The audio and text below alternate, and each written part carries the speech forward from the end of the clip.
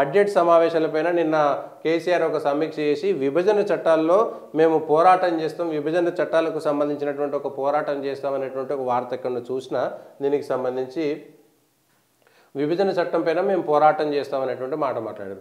10 ఏళ్ల పాటు అధికారంలో ఉన్నది ఎవరు? 10 ఏళ్ల పాటు అధికారంలో ఉన్నటువంటి పార్టీ కేసీఆర్.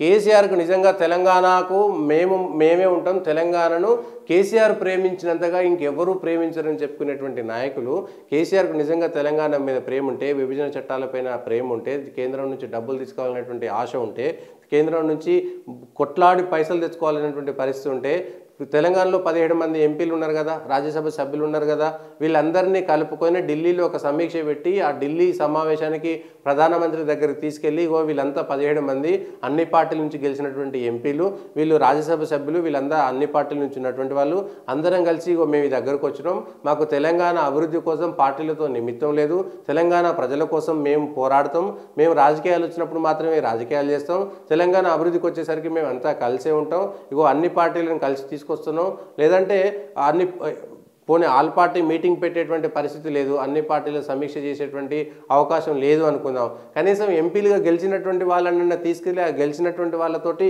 ప్రధానమంత్రిని కలిస్తే పోయేటువంటి నష్టం ఏంటి?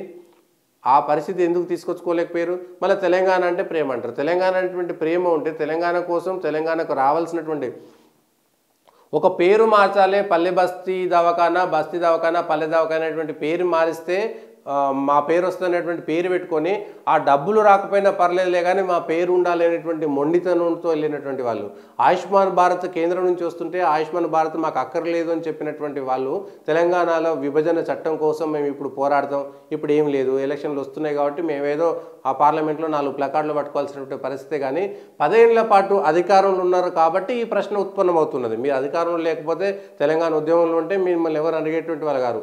10 ఏళ్ల పాటు మీరు 2 టర్ములు అధికారంలో ఉన్నారు కాబట్టి అధికారంలో ఉన్నప్పుడు నిజంగా మీకు తెలంగాణ మీదనే ప్రేమ ఉన్నది, మాకు రాజకీయాలు కాదు, తెలంగాణ అభివృద్ధి కోసం అందరినీ కలుపుకుపోతాము, కాంగ్రెస్ వాళ్ళని మేము విలీనం చేసుకున్నాం కానీ కాంగ్రెస్ను కలుపుకోమని ఎట్లయితే చెప్పిరో అట్లా విలీనం చేసుకునేటువంటిది కాకుండా సిపిఐకి సంబంధించినటువంటి ఎమ్మెల్యేని ఎట్లా విలీనం చేసుకున్నారో ఆ దశలోనే 17 మంది ఎంపీలను తీసుకెళ్లి ప్రధానమంత్రిని కలవడానికి మీకు వచ్చినటువంటి ఇగో అడ్డం ఎందుకు వచ్చింది?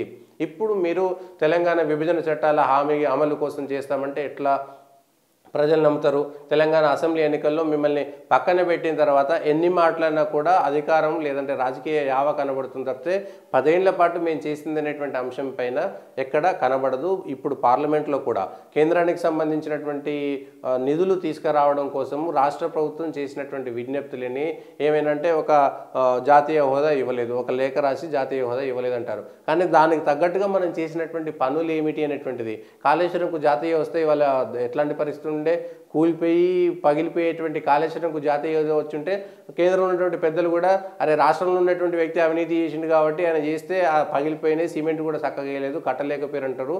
జాతీయ హోదా వచ్చుంటే ఒకవేళ అదే కాళేశ్వరం ప్రాజెక్టుకు జాతీయ హోదా వచ్చుంటే కనుక దానికి పగుళ్ళు పట్టుండే, నిజంగా కేంద్రంలో రాష్ట్రంలో ఉన్నటువంటి వాళ్ళు పైసలు పంచుకోవడమే చేసినటువంటిది ఈ విధంగా భారతీయ జనతా పార్టీ కేంద్రంలో ఉన్నటువంటి ప్రభుత్వం బచాయించిందనే చెప్పుకోవచ్చు. లేకపోతే ఆ 1,00,000 కోట్ల రూపాయల దాంట్లో వీళ్ళెంత తిన్నారు అనేటువంటి పేరు వస్తుండే, ఇవ్వకపోవడమే బెటర్ అయిందిరా నాయన అనేటువంటి పరిస్థితి కల్పించింది టీఆర్ఎస్ పార్టీ అనేటువంటిది క్లియర్గా అర్థమవుతుంది. 1,00,000 కోట్లు ఒక ప్రాజెక్టు పెట్టే బదులు 5,000 కోట్లు, 4,000 కోట్లు, 3,000 కోట్లు, ఆ 10,000 కోట్ల లోపు ఉండేటువంటి చిన్న తరహా మధ్య తరహా ప్రాజెక్టులో పూర్తి ఎందుకు చేయలేకపోయారు అనేటువంటి అంశం పైన మాత్రం స్పష్టంగా చేసేటువంటి పరిస్థితి మాత్రం దానికి ఎందుకు చెప్పలేదనేటువంటి విషయం మీరు ఆన్సర్ చేయలేరు. ఇది తెలంగాణ, ఆంధ్ర, అదేవిధంగా జాతీయ స్థాయిలో ఉన్నటువంటి రాజకీయాలు, ఆ రాజకీయాలకు సంబంధించినటువంటి విశ్లేషణ. దయచేసి పొలిటికల్ వాయిస్ను సబ్స్క్రైబ్ చేయండి, లైక్ చేయండి, కామెంట్ చేయండి. ఇది ఈరోజు ఉన్నటువంటి వార్తలు, వార్తల వెనుక ఉన్నటువంటి వాస్తవాలు, విశ్లేషణలు. Stay tune to political voice. Good morning Bharat.